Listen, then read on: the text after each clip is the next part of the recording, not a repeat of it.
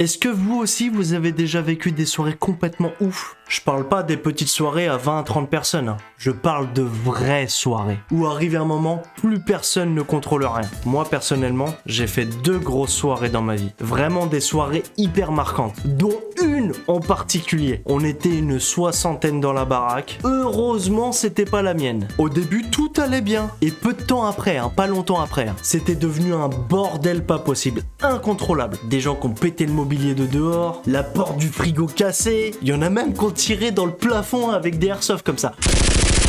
J'avoue, avec du recul, on était un peu cons. Il y avait des petites soirées un peu partout finalement dans la soirée. Il y en avait dans la salle de bain, dans les chiottes, au sous-sol, de partout, dans toutes les pièces. Même dans la chambre des darons, il y a 3 lascars qui dormaient dans le plumard. Ça restera gravé dans mon cœur à jamais. Mais ce que j'ai vécu, c'était rien comparé à ce qui s'est passé en 2012. Parce qu'en 2012, une simple invitation Facebook a provoqué probablement le plus gros projet X, mais dans la vraie vie. Ça devait être un truc de malade. Aujourd'hui, on va raconter l'histoire de Mert. Mert vit dans le nord des Pays-Bas, à Aran, ou Arène, je sais pas trop comment on prononce. Voilà, c'est une petite ville tranquille où le vendredi soir, y a pas grand chose qui se passe. Bref, c'est pas vraiment le genre d'endroit où tu t'imagines débarquer des milliers de personnes. Le 7 septembre 2012, Mert prépare son 16e anniversaire. Voilà, elle crée un événement sur Facebook pour inviter tous ses potes. À la base, pour son anniv, elle a invité 78 personnes, ce qui est déjà énorme. Sauf qu'il y a un détail qui va tout changer. L'événement est public. Elle y prête pas forcément attention. Au début, ça reste un peu drôle. Ah ah ah, il y a quelques personnes en plus. Super, on les connaît pas, ça peut être fun. Mais un ami d'un ami aurait invité 500 personnes d'un coup. Et là, l'effet boule de neige commence. Et à l'époque, Facebook, c'était un truc de fou. C'était un peu notre premier vrai réseau quand même. En dehors de Skyblog, MSN et tout ça quoi.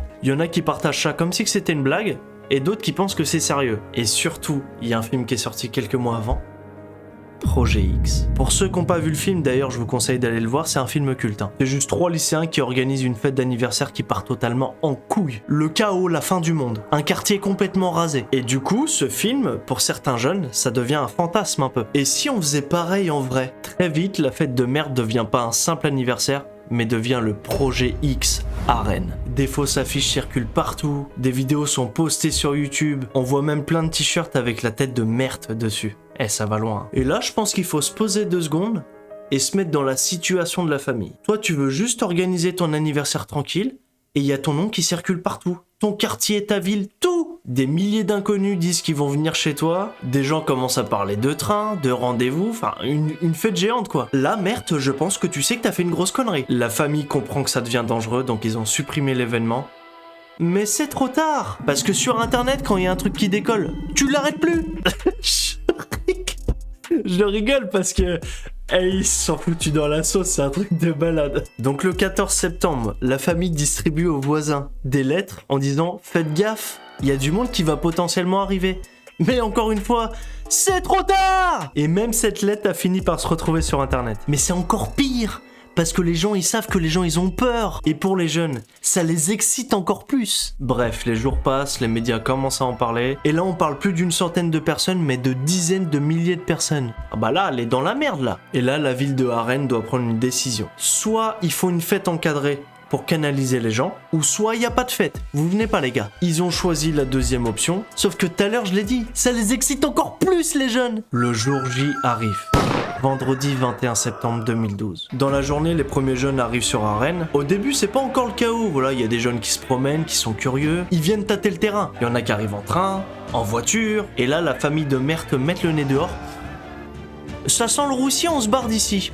Franchement, les bâtards, c'est eux qui créent la merde et ils se barrent. Il commence à avoir des centaines, des milliers de personnes qui arrivent et le quartier est bouclé par les forces de l'ordre. Les habitants de Arène, ils se chient un peu dessus, il y en a qui ferment leurs volets, il y en a qui déplacent leur voiture, enfin ils protègent ce qu'ils peuvent quoi, on ferait tous pareil. On est un peu dans une ambiance bizarre, il y a tout le monde qui est là, il y a rien qui s'est passé encore, mais on sent que ça peut péter à tout moment. Il y a des journalistes sur place, des gens qui filment, mais il n'y a pas de fête, il n'y a pas de musique, il n'y a pas de maison ouverte, il n'y a pas de projet X. Sauf qu'en début de soirée, vous vous doutez bien, tout change. Vers 19h30, beaucoup de jeunes commencent à arriver. On passe de groupes éparpillés à une masse de foule énorme. Et plus la foule grossit, plus l'ambiance change. Voilà, ça chante, ça rigole, ça boit des canons. On est encore dans l'esprit, on est juste venu voir. Mais les gens, ils veulent qu'il se passe quelque chose. Mais vers 21h, la situation est dégénère. Des bouteilles sont jetées, des panneaux arrachés, il commence à brûler des vélos, des voitures, des mobiliers urbains, des vitrines sont cassées, des feux sont allumés, et les groupes cherchent la confrontation avec la police. Là, c'est parti en couille, là. Bon, c'était prévu finalement. La police, elle tente de disperser la foule,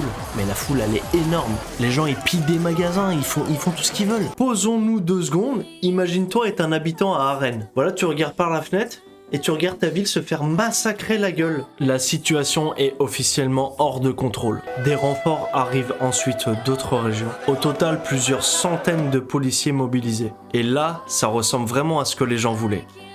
Projet X. Putain, ça les excite. Dans le film, il y a une maison qui est détruite, des flammes, des flics, la musique, voilà, c'est spectaculaire. Mais dans la vraie vie, c'est des habitants qui sont traumatisés, des policiers blessés, des commerces déglingués, des voitures mortes. On n'est pas loin de la fin du monde, enfin la fin du quartier. J'ai même appris qu'un homme âgé sera agressé directement chez lui. Les mecs ils sont complètement barges, ils ont vrillé. Ça montre à quel point qu'ils ont tous dépassé le simple cadre d'une fête. On passe d'un clic au chaos total. Le lendemain matin, Arène se réveille dans une ville dévastée. Sans surprise, les images passent à la télé. Le pays entier est au courant de ce qui s'est passé, et c'est là que Projet X à Arène devient un symbole. Un symbole de ce moment où Internet déborde dans la vraie vie. Mert et sa famille, évidemment, ils voulaient pas tout ça, mais chacun a rajouté une petite pièce du puzzle pour créer cet événement. Une invitation publique, un partage, une blague, un montage vidéo, un commentaire, enfin bref, vous connaissez. Et à la fin, tu obtiens une ville entière dépassée par les événements, alors que ça part d'une simple invitation Facebook. Je reviens rapidement sur ma soirée là. Et nous, ce qu'on a fait, c'est une cousinade, comparé au bordel qu'ils ont foutu. Pour conclure, après l'émeute, il y a eu des arrestations, des condamnations, des enquêtes et même des critiques sur la gestion des autorités. Il y en a qui vont dire qu'ils n'ont pas assez anticipé, et d'autres diront que les médias ont participé à amplifier l'événement. Voilà ce qui s'est passé ce soir à Arène. Putain, mais moi, ma soirée, en fait, on joue au Skyjou, nous. Alors, je vais pas vous mentir, j'aurais bien voulu y aller quand même. Mais juste comme ça, pour être tranquille, hein. On est sur la fin de cette vidéo. J'espère qu'elle vous aura plu. Si vous avez aimé cette vidéo, pensez à liker et vous abonner si ça vous a plu. Ça va énormément m'aider pour la suite, donc merci pour ceux qui vont le faire. J'ai encore plein d'histoires complètement folles comme celle-là que j'ai envie de vous raconter. C'était Don Erax pour vous servir. À la prochaine. Ciao.